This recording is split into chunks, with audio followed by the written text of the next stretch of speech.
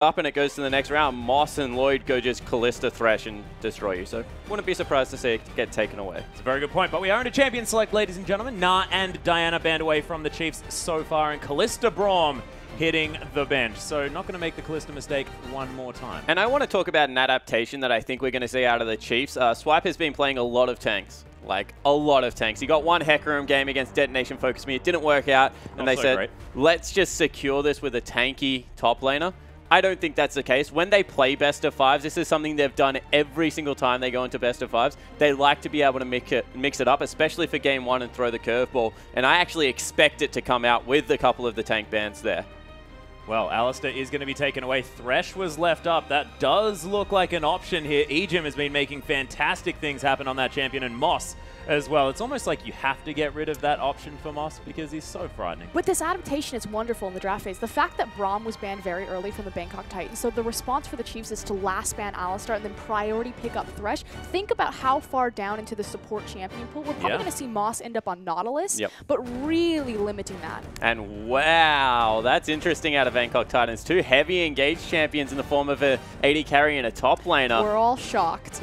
Oh my goodness, are Bangkok Titans trying to fight? No, the reason I'm actually really surprised about it is that is completely disregarding Swiper's champion pool. This is what Swiper did against Elwind. To take the counter pick into the Maokai matchup. Yeah, because they've taken away the two tanks, so he has no choice to do it. And there's just so many good counter picks into that top lane. Oh my goodness. Like Speaking Fizz. of which, and this is something that I want to talk about, the fact that Swiper hasn't picked up the Fizz just yet. We saw it in the OPL final, if anyone watched it. His Fizz was destroying people. Fantastic pick. Picked up a quadra kill, I believe, in about game 3, but man, Swiffer can play it as well. They can flex that champion, and the Elise for Spooks, it's comfort all over for the Chiefs right now. And we've talked about multiple times how Elise really changes the fundamental dynamics of the Chiefs, their aggression or their caution in the jungle, and Spooks likes to go hard on this champion. He certainly does, likes to invade, likes to be very proactive, is I think the best way we can say it. He's a nice calm jungler if he's on something like the Gragas Rek'Sai, very heavy on vision control and just playing his role for the team. Throws caution to the wind, however, when he is able to grab the Elise, and hopefully we get another bloodthirsty game. Please, do it, 007. Do it, 007X. Grab the Rengar. Looks like it could potentially be that support cannon as well for Moss. Of course, we took down sort of what his comfort champions were, and they've all been banned away or picked up here on the side of Chiefs. So might be bringing that one out instead. And something that should be noticed about Moss is he is known as playing kind of irregular support champions. That's the word, unorthodox. He has pulled out a Gragas support before, so Kinnan support, I mean, it's not super fringe, but it definitely is in the realm of possibilities for this player. Yeah, the Gragas support was actually in the last IWC against Detonation Focus Me, and you know, it definitely was not a disrespectful pick because he played it fantastically. Oh my goodness. Wow, that is just... Hey, weren't we just talking about Isn't this the quintessential Chiefs team comp right now? This is a triple threat with a lot of pick potential coming out of the Chiefs, and that's damage every roll. Big thing, though, I think to underline is comfort, comfort, comfort. Yeah, this is what they're known for. Every single one of these champions speaks to this player. That's what they are. They're the highest, with the exception of Ari. He played more Azir games, I think, this time around, but of all time, nearly, I'm going to say that is nearly the Chiefs' highest played role of all time. But on the other side, it does open up a counter pick potential for G4, so he knows that he's going into the Ahri, and we know that he's very comfortable. I was going to say Zed, but he's now hovering the Yasuo. Yeah, so I like that you mentioned Zed. Zed actually wins this matchup in my opinion, but Yasuo is a whole nother kettle of fish. All of a sudden, pick a little bit more difficult because you have to take into account the wind wall. Yeah, I think it's in a direct response, like you said, the pick, the fact that you're competing against Ahri Charm as well as Thresh Death Sentence, a lot of non-committal CC, you got the Cocoon on top of that, so the wind wall's going to do wonders in at least resetting one of those scary situations. But the one thing I do want to point out is if there is ever a point of the game where Yasuo is weak, it's levels 1 and 2. And if Ejim is able to roam into that lane, that is a very bad situation from G4. We've seen it every game. Going to go out on a limb and say it's probably going to happen game 1 as well. Potentially. And yeah, that's just not great news for G4, but he has got the exhaust. Yeah, pick that one up instead. Of course, the Wife Steal bottom lane now for the Chiefs as well as we see this one here. And into the Sivir Cannon. Yeah, don't really care about the bottom lane. The other thing I want to hit on with the Yasuo is the fact that Fizz is really good against Yasuo, especially late game. And because top lane Fizz doesn't really rely on hitting the skill shots as much like the Playful Trickster, there's not as much outplay potential because he's just going to auto-attack you to death. So expect the Chiefs, if they do go into split push mode early, give the red buff actually over to the Fizz, and then he'll just chase the Yasuo down. Yeah, Windwall does not block a Fizz. It blocks projectiles. Does make a fair bit of sense there, but we are going to see what they are going to bring. What is going on over there? I'm just thinking, like, you know, Urchin Strike, he looks like a projectile, but he's not going to get blocked. But you could hear the thought process in your tone, like as it was all, the cogs are turning. What thought process, guys? It doesn't happen the a lot. Windwall doesn't block the Fizz.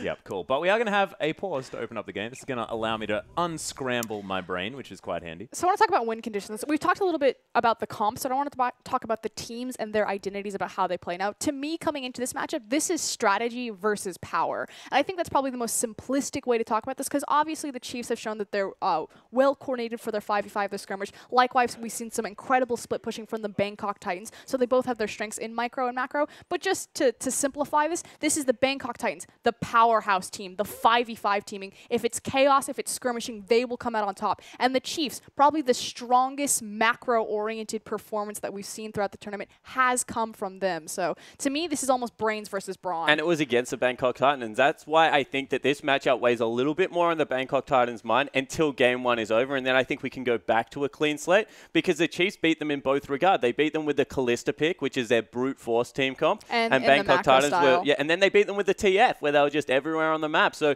Bangkok Titans, I like what they've gone with here. It's heavy engage. It's a lot of tools on every member. In fact, it's weird. Their mid laner probably has the least tools. He's got a knock up and some high damage. But like you're looking at Kennen, you're looking at the Rek'Sai as well as Maokai. They can just be everywhere on the map and start things off nice and early. So we'll see whether the Bangkok Titans are able to use those tools to get ahead and then from there start forcing team fights. Because if the Chiefs get ahead, they control vision, you have to walk into them, all kinds of bad things happen. All right, specifically on the vision, just because it's such a heavy poke composition, I can't not emphasize this enough. If the Chiefs ever get ahead with their famous triangle vision, walking into a charm, into a cocoon, into the death sentence, it's perfect performance. Yeah, and it's just the amount of control of an area they have with the fish, with the box. You just can't chase through the jungle against this lineup. But in the same regard, Bangkok Titans, if they get ahead, can execute the exact same manner.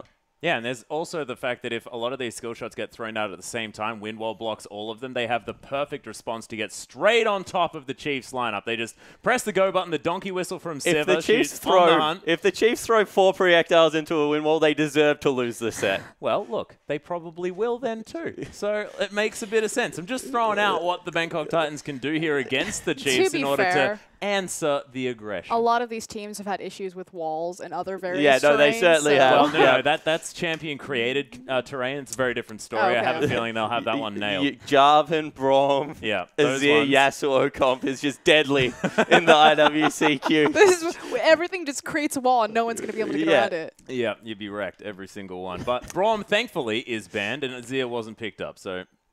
And that's actually something that we have to talk about. You know, the absence of Azir in the whole IWCQ tournament has been weird. Naru played it once. There's really good Azir players in the tournament. It's not like these players don't play Azir, but for whatever reason, just completely bypassing this champion. It's been all about the assassins, and I feel like players are going back to their mechanical ceiling versus maybe some more macro-oriented gameplay. Yeah, that's a very good point, but we are onto the Rift, ladies and gentlemen, for Game 1 of the IWCQ Grand Final. Chiefs taking on the Bangkok Titans. And G4 bringing out another assassin, the Yasuo here. And that means that he's only played one champion more than once, and that's Diana. Which, of course, was banned this game. Yeah, which you won't get ever again, because the guy's a monster on it. Unless the Chiefs want to first pick it, which is dangerous. You probably don't want to give G4 that champion. That said, it does look like we have a 5-point setting up from both teams, and what a 5-point is it just means that all 5 members of the team are covering the various entrances. It's kind of like a safety net or the option play of League of Legends, because you can respond in kind. That cash money. Like that. Moss making bank there. Does get a good ward over the top of the red buff, which means that the Chiefs, if they do go for their cheeky lane swap, will give away which side of the jungle they are starting on. And it looks like right now, Bangkok Titans want bottom side presence. I was actually really curious if the Chiefs were going to pull the trigger on an initial lane swap in Game 1, but I think this is actually fairly smart. For Game 1, the opening set, just take the 2v2, get a very powerful lane in the Lifesteal Thresh Lucian, and try to just brute force out the Bangkok Titans. Completely agree. I think if it had been anything else, if they had the Sivir, it definitely would have been a lane swap, but when you look at how strong Thresh Lucian is, especially at levels 1 and 2 with empowered Flay auto attack and the Light Slinger passive that does come out of Lucian, it's just going to be very hard for the Sivir to get anything done. What's really important about the bottom lane, pretty much any lane, but especially a Sivir lane, is how you control the creep wave. And because her support is Kennen, if they ever get the push onto Lucian and Thresh, it's pretty much just free cooldowns and poke from Kennen, since he's an energy-based champion as opposed to a mana-based champion. Yeah, and I actually really love the standard lanes for the sort of the mental reasons. The fact that if you come out of this game, you know that if you've won in standard lanes, then the onus isn't on you to go for any sort of lane swap, any sort of mix-up. And they get to feel each other out here in the early stage of the game. But because Rek'Sai smited the Gromp for his team, they were able to take the Gromp much earlier than the Krugs from the Chiefs, and now the push starts on Bangkok Titans side, and Moss trying to get aggressive. It's actually a really good adaptation from the Bangkok Titans in response to seeing the Lucian Thresh lane. I actually think you should just do it every time with Rek'Sai. Rek'Sai jungles so quickly without any health. The breakdancing. Yeah. Just be able to get any advantage for your lanes that you can if you are a Rek'Sai, and that starts with not taking your first jungle camp. Specifically Rek'Sai on 007 as well. Not only does it empower his counter jungling habits just because of how quickly Rek'Sai can clear through her own jungle, but the invade potential from Rek'Sai with her Tremor Sense. I feel like this is just the perfect stylistic champion for 007. A level 3 hit by the Bangkok Titans here in the bottom lane. G4 misses the Steel Tempest. Swift are going to auto attack him. Doing too much. Sends a message. Yeah, right, it does. Ejim hit by a Shuriken there as Spooks is considering a gank. So they know where the ward is. They back away. He is still going to commit, however. Sivir is level 3, does have Spell Shield. I feel like this is the calm before the storm. Cocoon thrown out, not going to find Moss. So far, the map's actually a very calm place. As you would expect, Bangkok Titans shoving up their lanes as much as possible, trying to encourage that invade-heavy style to come out of 007X. He probably has flashbacks of Game Point 5, where Elise was picked up and it didn't really work out to his advantage, but so far, Bangkok Titans not really changing much up. And just to expand what Spawn is talking about, because they force all of their lanes into the tower, it locks down the Chiefs members on their own towers, which opens up space for 007 to run into the enemy jungle, and just means his laners can get there first, so if anything should happen, he's got backup. Well, Ejim's going to get stunned here by the passive from Moss. Nice boomerang for the double tap onto the Thresh, who's now down to about 300 health. You saw Ejim's face there. He was not happy with how that went. Now 007X in the bottom lane. They need to be careful. Yeah, Death Sentence onto Moss. Able to get some damage back. His Rady, the heal comes down, but first blood goes to 007X.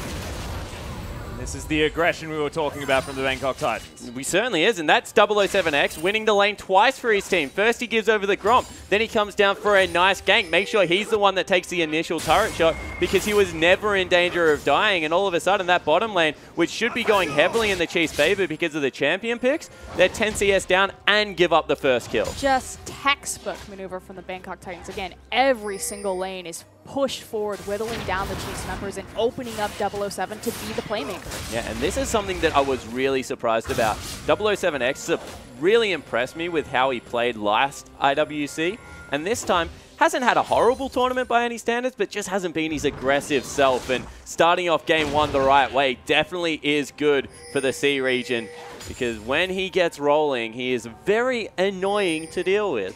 But this is naturally the gamble that comes out of the Chiefs. You know, you understand that you can fall back to your macro-oriented self. You can look for a lane swap. You could try to beat the Bangkok Titans around the map. But this time around, trying to get the superior 1v1s and brute force the Bangkok Titans down, this time around kind of biting them in the ass. Just a little bit. Spooks considering a gank on the top side of the map. Krugs are being taken by 007X, so he's in the area if anything should happen. But decent vision from the Chiefs as well up the river means that they know that no mid lane is following at this point. This is actually a good counter gank from both people. They go in. Yeah, there's the fish onto Warlock. He's in a lot of trouble now. Down to about 100 health. Playful Trickster comes in. Swiper grabs the kill in the top lane, but 007X is very strong. Swiper needs to be careful. One more auto attack will do it. The Burrows there. Pre-Seeker nets in the kill. Spooks can't go back in. Yeah, and I want to see, was that actually the Fizz that got the first kill? I was just about to ask. Yeah, so it is. So huge advantage actually for the top laner of the Chiefs, because if anyone can snowball a lane, it is going to be the Fizz, but good answer back out of Bangkok Titans. More action in the bottom. Yeah, Moss takes a whole bunch of damage, but just zoning the Chiefs away so Lloyd can get farm. 52 to 46. But they're pulling the aggression because they have advantage of the lane and they know where Spooks is. Because he showed himself in the top lane, immediately Lloyd and Moss pull the trigger and rush towards Raydeer and Edra. Oh, Swiffer, he's going to get ulted here in the mid lane. Charm comes out but doesn't find the target. G4 just backs away. So this is actually the part of Ahri's kit that makes her one of the most preferred mid laners against control mages and assassins. She's actually got sustain built into her passive, and it's overlooked so much of the time, but it means that as long as you have mana, you can kind of stick in these tough situations. But the other side of that is that G4 also has 14 CS advantage. He is eating through minions right now, so he's just trying to take care of the lane. Goes in aggressive onto G4. 007X is hanging around. I'm actually surprised 007 isn't deciding to invade right now. The fact that Spooks is locked up in the mid lane and G4 is pressed so far forward, would have thought for sure that he was going to run in and at least drop a ward on that blue buff. But instead, he's actually going to spend some of his well-earned gold. Again, this is a 2-0 Rek'Sai, has the completed Cinderhawk now. Chiefs continue to get pushed in here on the bottom side of the map. Raydeer able to take down a cannon creep at least. That is definitely important. Chiefs are getting absolutely destroyed on like multiple fronts right now. Jungler is very far ahead, 2 kills, 10 CS. Mid lane is a whitewash, and he's going for Trinity Force first. Wow, haven't seen that out. Yeah, typically it's the static Shiv rush out of Yasuo, just because it's going to be a very cost-efficient item, help empower him to clear waves, but more importantly, that crit stat for how it synergizes with his passive. Typically, Trinity Force is seen as the secondary pickup item for Yasuo. So.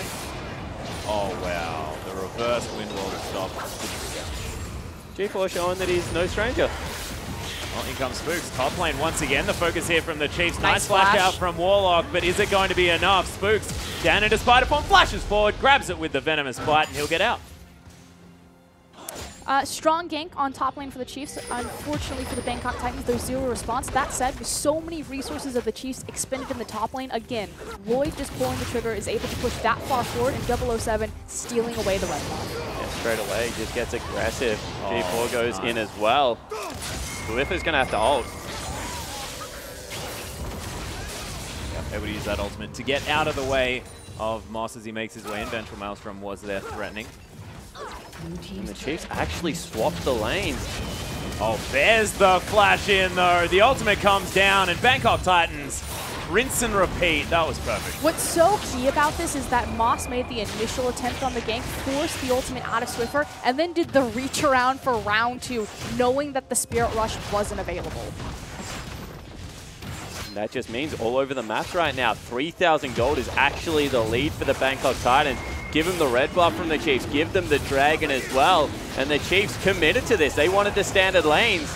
And this has really, really been a difficult early game for them. You see, there's a CS advantage on the AD carries, a 30 CS advantage in the mid lane. It's just unfortunate because the Bangkok Titans, they beat them in the 1v1, the 2v2, and now they're technically out macro the Chiefs. I mean, they're trading the objectives fairly. If the Chiefs expend their resources top, they make sure that they get the bottom tower. If the Chiefs take the top tier tower, they make sure that they trade it for the dragon. There's nothing that's going unresponded. Wasn't even able to grab that red buff either with Spooks. G4 back here in the mid lane, just farming up a storm, like you mentioned. Moss not going to be able to steal away the Rift Scuttler, but the Chiefs now just trying to turtle this one up, get themselves into a decent point. Another wind wall backwards. I like it. Okay, that's actually really interesting. So naturally, the comeback on Ahri's Q is going to be. We already mentioned it. No, I hadn't noticed him throw it backwards yet. I'm sorry, I'm having my eureka moment. I was like, of course he's just going to block the Ahri charm, but he blocks it on the back half because that's where the plus damage comes through. Oh, they're going in. That's pretty cute. Swiffer gets knocked up, but the charm's going to refuse the ultimate out of the Yasuo. Descends comes in. Warlock, he's teleported down. Swiper's there as well. Cocoon doesn't find the mark. G4 takes down Swiper. It's a bloodbath already. Spooks trying to get in amongst it. G4 is so incredibly low. There it is. gets the takedown, but it's 1 for 3 in favor of the bloodthirsty Bangkok Titans. And this is another example of Chiefs going for early game fights when they do not need to. Culling going to be burnt here to try and clear out the minion wave. Raid is in danger of being dove. A twisted advance would spell disaster for the Chiefs right here, but meanwhile in the top lane, yeah, that's Sivir just killing everything. Taking 2 turrets. For free. Barely, untraded. Well, it was not even for free. That was worse. It was like for 3 lives. Yeah. Of the Chiefs. Yeah, exactly. He didn't expend anything to get that.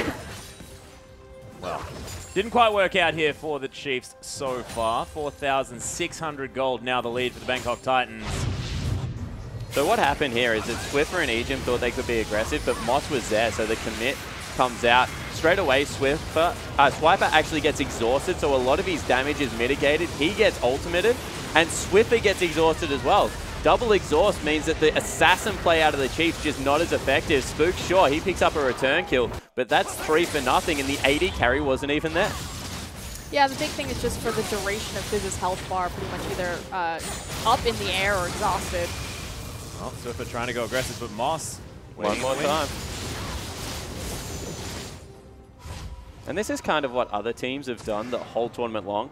Cheat their support players towards the mid laners because there are so many assassins, and if you get them behind, it is much more punishing. And Moss has just been much more superior to Ejim this game, you have to say, throughout the laning phase, and now with the mid lane presence, just beating him to the punch. I mean, but here's the thing, we always expected Ejim to go for that level 2 gank onto the mid lane, and this is actually the first time it hasn't happened. Well, Moss is going to get Descent. There's the playback as well as the Dark Passage comes in, but they just destroy him. Slicing Maelstrom did some work, but Lloyd has so much damage right now. So much regret.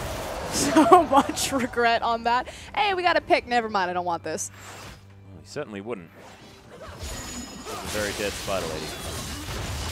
It's a very far ahead Kenneth. 006 picked up Look a at his, I was going to say, look at his itemization. The fact that he has the Seeker's Art card. J4. G4 now using his Wind Wall to zone and secure that tower for his team, but already the Bangkok Titans, 13 minutes into this game, look at how open this map is with all the outers down. This is a counter pick that G4 was able to secure.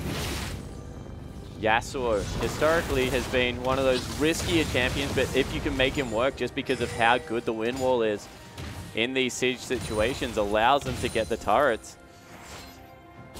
Should be noted that he did complete his static shiv as opposed to rushing the Trinity Force, but had an early phage, possibly for some early skirmish power and sticking power. Yeah. So Also, the health don't want to be blown up by the assassin if anything does go wrong, and it certainly worked out for him. Lloyd grabbing a blue buff as well here as G4 does not need it. Cooldown reduction, not exactly the best stat on a Yasuo. Only affects a couple of your abilities. Radiant going to take the Lantern out as G4. Surprise, surprise, some split pushing. But once again, as soon as that happens, Swiper feels comfortable to move up in the top lane. He's probably the last viable win condition as Moss gets caught. Can't explode the support player, can Swiffer. Only that Morellonomicon built up yet. So this now comes down to what's the best objective for the Bangkok Titans. So now that all the outers have fallen, how do you attempt to siege up onto tier 2? So the most immediate objective is going to be that dragon on the 1-minute timer. So what the Bangkok Titans are doing is they're invading the Chiefs' red side jungle, placing down that triangle vision, and then shoving out all of the waves in the mid and bot lane. They have complete control over the bottom side of the map because those outer towers are down. So now it's about waiting that 46 seconds, getting on top of the objective, and trying to snowball from there. Yeah. In response, the Chiefs just need to isolate the top side of the map. You can see that they've gone with the reverse vision because they feel like if anyone can win a 1v1 right now, it's probably the Fizz. Don't know whether they've got the best faith because that's a pretty tanky Maokai for this stage of the game. But, you know, if it is going to go right anywhere on the map in a team that is already 5,000 gold behind, it will be there. No, I completely agree. I feel like as 007's actually caught. Oh, they missed 2 skill shots there. I was going to say, I feel like the Chiefs can only look for skirmishes right now around the Fizz and the top side of the map. If they look towards a 5v5, they're just too far behind the clock that it would almost be devastation, especially against the Maelstrom ultimate. And both Maelstroms. I was going to say both the Maokai and the Kennen ultimates, that massive AoE damage. So the Chiefs just need to let this go. If they can get an objective in return, that'd be fantastic. But for now, they're just buying themselves time.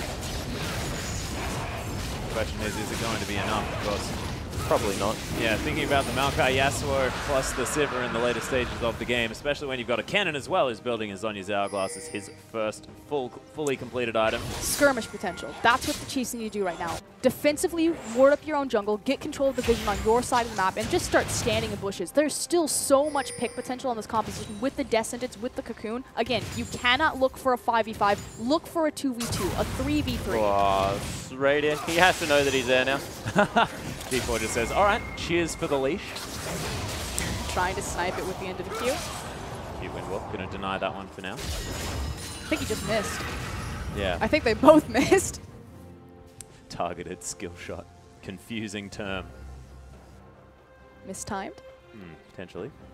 But 25 CS is the lead here for G4 in the mid lane. You can see Swiper only a couple of CS down. Does have his Trinity Force completed now, but bottom lane Radiant doing his very best to collect the farm as it heads toward his tower. And this is one of the things that we noted about Bangkok Titans is they're great at racing out to this lead and then they slow down a lot. The reason for that is other teams in the GPL, from what we've seen, do like to still contest objectives because they have confidence in their team fighting, and from what I've seen, I can't really blame them because they're such a good team fighting region. But the Chiefs are just going to continue to bleed, and you know, as long as they can keep that vision control that they have up, it's going to be very hard for Bangkok Titans to increase the lead, but they'll still be able to maintain it and become stronger until they can finally die. No, that's actually a really interesting point. The fact that the Bangkok Titans aren't used to being super proactive about objectives on the map as opposed to fights. Like right now, they're just hunting for the Chiefs. You can see that they're just taking away the vision control and they're like, eventually someone will fight us. Whereas the Chiefs, they're probably just happy to see the map as much as possible without giving up anything like a Baron, like a base turret, anything else right now. If they can trade it for the right price, they're like, all right, we'll do it. Well, at the moment, 7,000 gold is approximately the lead here for the Bangkok Titans. Hasn't extended too far, like you were saying. Chiefs doing well, trying to turtle their way out. G4 is going to have his flow procced, but that is about it. We'll see whether he wants to go for a potential dive as that tornadoes up. On so much gold. He's had a static shiv and a phage in his back pocket for like the last 4 minutes. Yeah, he's got 2,200 gold, so he can go back. Hopefully grabs that one outright. Then the fun will well and truly start. Spook's caught though. Oh, Charm actually lands Spell Shield from That's Lloyd's twice stop Spooks it. has missed his Cocoon, by the way. That's, I'm going to say, nearly inexcusable. Like, the Spell Shield goes off and it's a choke point. Lloyd lives, and it looks like Bangkok Titans finally able to out-rotate the Chiefs. Yeah, and that's a really unfortunate situation for the Chiefs because that was pretty much best case scenario for them if they're able to lock down that Sivir, just because the Bangkok Titans are so spread out over the map. Skirmishes. Radiant able to collect some farm. Bangkok Titans well and truly in the Chiefs jungle at the moment. Death Sentence not going to find anyone here from E-Gym as there's the slicing Maelstrom. Moss is in trouble though as Swiffer's going to go aggressive. The ultimate's still there. The fish lands. Swiffer grabs his first kill of the game, and the Chiefs, they get a pick. And this is an example of what we were talking about and why the Bangkok Titans never really feel secure. 3 members go back, 2 want to invade the blue buff. What happens? The Chiefs get a 5v2, still nearly lose a kill, but in the end, Swiffer able to pick that one up. Here comes the rest of the Bangkok Titans, though. E-Gym going to get knocked up, but outside of vision here as E-Gym flashes over the wall, but it's going to die. That's the ultimate onto Swiper as he gets knocked up. The exhaust is down. Playful Trickster gets him to relative safety, but the flash forward into the Arcane Smash slows him down. Knocked up another time and spiked by G4. I mean, the unfortunate thing at this stage in the game, that gold deficit that Chiefs have, they can't even fight 5v4.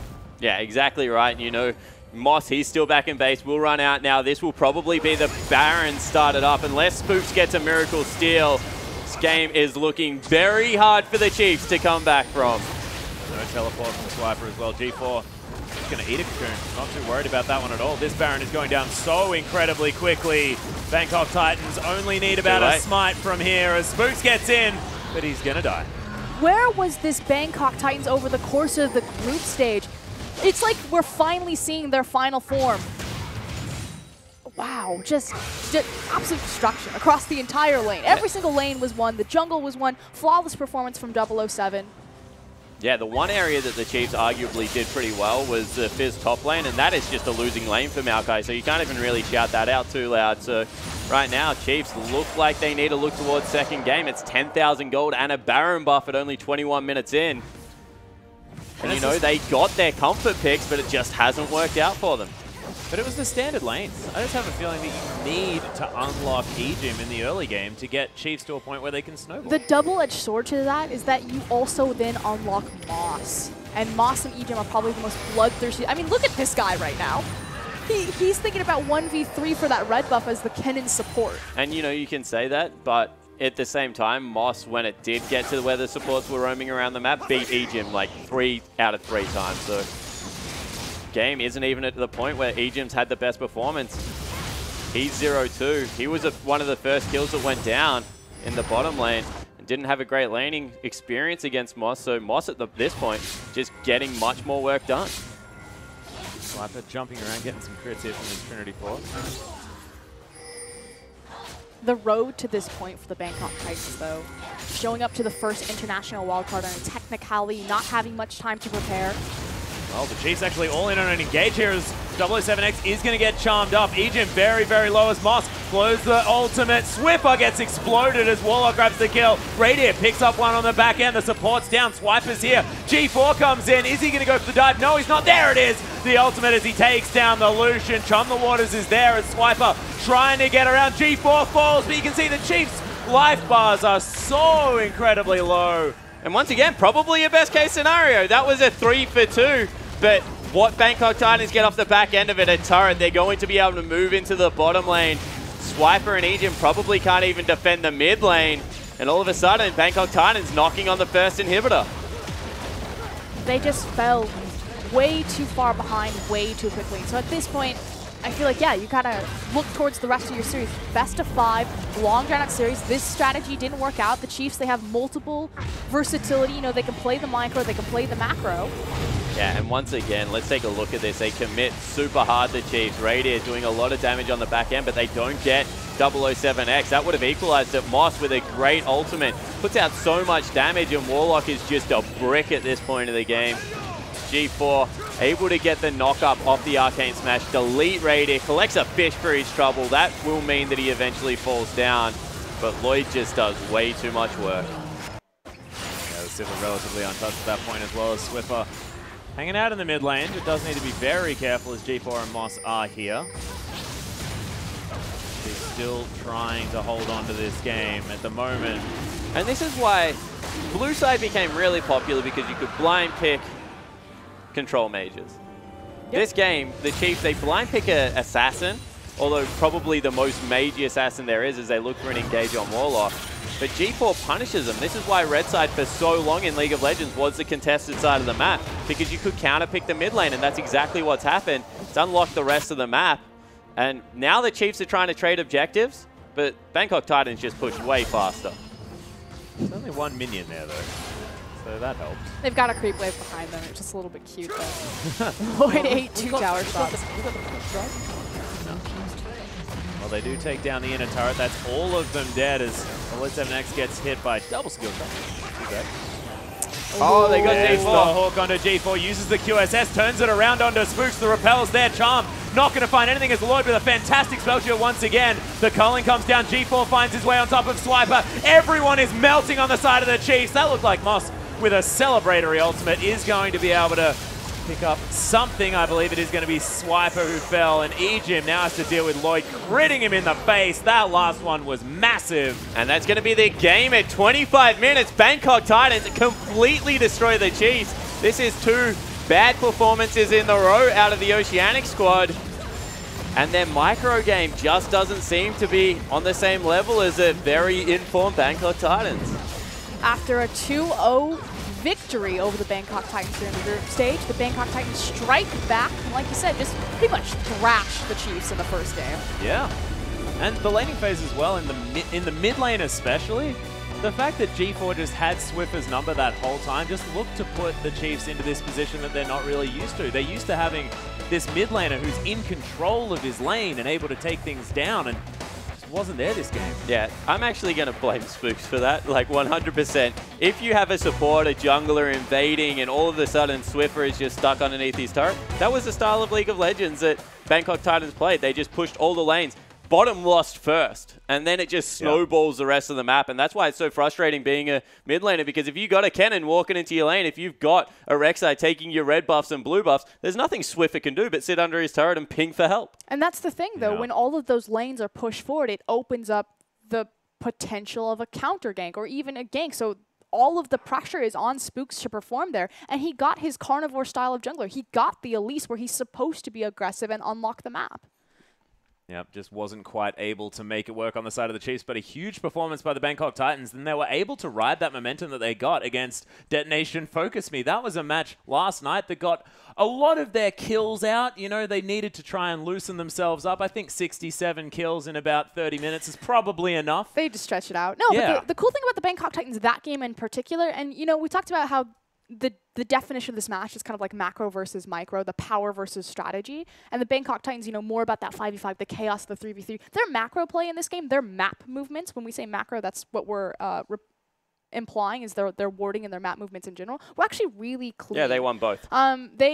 They stalled it out a little bit, I think, in the, I don't want to call it the middle game because this is a 26-minute game. The middle of this game. The middle of this game, it was kind of a question of, you know, hunting for the Chiefs. But once they figured out that the Chiefs weren't going to give it up, that they were just kind of giving away all of their objectives, they switched gears immediately, took a very early Baron right as it spawned. So good identification of the Bangkok Titans to their win conditions as it happened. Yeah, 100%. You know, we talk about all the time. You can criticize teams that have 5,000 gold up at 16 minutes for not doing anything on the map, but there's not really that much to do at 16 minutes in the game. As soon as a 20-minute hit, they just won it. So what a performance out of the Bangkok Titans and the Chiefs. They need to go into their locker room and see if they have something to bounce back with. Yeah, exactly right. It is a best-of-5 series, ladies and gentlemen. The Chiefs have a couple more opportunities, but we are going to throw it out to PastryTime and Rusty for some further analysis.